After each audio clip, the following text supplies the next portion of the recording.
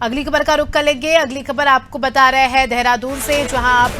सरकारी स्कूल किराए पर लिए जाएंगे। पार्किंग की समस्या लगातार हो रही थी, उसी को देखते हुए ये बड़ा फैसला लिया गया है। समस्या के समाधान का ये फैसला है, सरकार ने खुद ये फैसला लिया है। जिला अधिकारी की अध्यक्षता में अब टीम गठित होगी, कमेटी गठित होगी,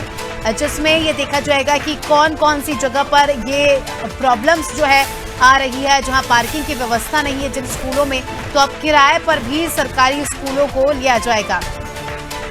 इस खबर की ज्यादा जानकारी लेंगे, सोनू हमारे साथ जुड़े हुए हैं। सोनू, अब बताया जा रहा है कि सरकारी स्कूल को किराए पर भी लिया जा सकता है, क्योंकि लगातार देखा जा रहा है कि जमीन यहाँ पर कम है और पार्किंग को लेकर बहुत ज्यादा दिक्कतें आ रही है और इसकी मांग भी कई सारे टीचर्स ने की थी। तो अब सरकार ने बड़ा फैसला लिया है, जिसमें अब बताया जा रहा है कि आने वाले समय में कमेटी भी गठित की जाएगी।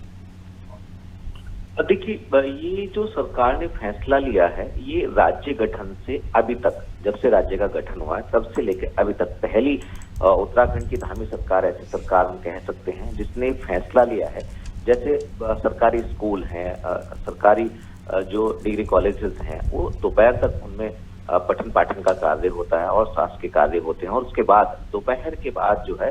चाहे वो डिग्री कॉलेजेस के या स्कूलों के प्लेग्राउंड हो, खेल के मैदान हो, या फिर इसके अलावा जो सरकारी विद्यालय हैं, वो दोपहर तक उनमें कामकाज होता है, उसके बाद फिर वो खाली हो जाते हैं। तो सरकार ने प्लानिंग की है कि आने वाले समय में जो है वो चाहे वो स्कूल हो, डिग्री कॉलेजेस हो, या सरकारी अन्य भवन हो, सभागार जैसे जो भवन है,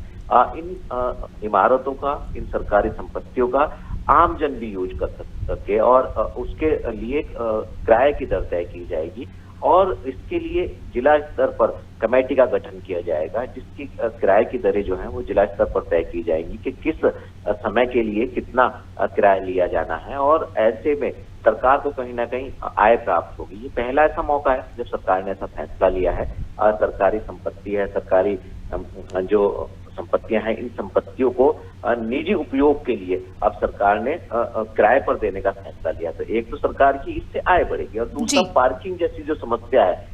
वो उसका समाधान कुछ निकालने की कोशिश हो सकेगी, और इसमें प्लेग्राउंड भी हैं, भवन भी हैं, और इसके साथ साथ जो सरकारी स्कूल और कॉलेजेस हैं वो उसकी इमारतें भी हैं। तो अब ये देखना होगा कि आने वाले समय में आखिर सरकार ने जो फैसला लिया इसका किस रूप में और कितना लाभ जो है वो वाकई समस्या का समाधान हो पाएगा और सरकार को इसका लाभ मिल पाएगा। बिल्कुल सोनू, अब ये देखने वाली बात होगी कि कितना लाभ यहाँ पर सरकार को मिलता है और कितनी सहूलियत यहाँ पर लोगों को मिलती है, क्योंकि लगातार मांग तो हो ही रही थी और सरकार का भी ये हम कह सकते हैं, जैसे कि आपने भी कहा कि धामी सरकार में पहली बार इस प्रकार का फैसला लिया गया है। तो अब देखना दिलचस्प हो जाएगा कि इससे क्या कुछ परिणाम इसके सामने निकल कर आते हैं।